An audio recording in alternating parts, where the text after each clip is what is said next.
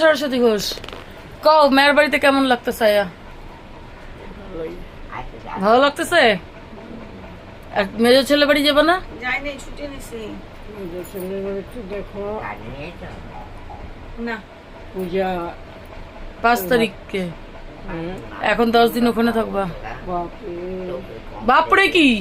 না ওইটা রাজি হইতাম না। ওইটা রাজি হইতে লাগবো। মেয়া কালকে থেকে কামে যাক, আর তুমি আমার সাথে থাকবা। আমার দেখো একটা কথা বলবো, কও। এই যে হাগা মুতা ওইটা তো আমি আছি। আমার বড় অসুবিধা হইলো। আরে সেটা তো আমি আছি তোমার, আমার পায়খানা ধরে নিয়ে যাবা, নিয়ে আসা, এগুলো তো আমি করুম না তোমারে। বাথরুম আমাদের একদম পরিষ্কার, পাকা একদম। না, ওর জন্য না, বাথরুম নোংরা। আরে ওইটাই তো, ধরা নেওয়া আমি আছি না। এখানে কে নিয়ে যাবো? উনি পাইবো? তুমি তো কানেই শুনে না।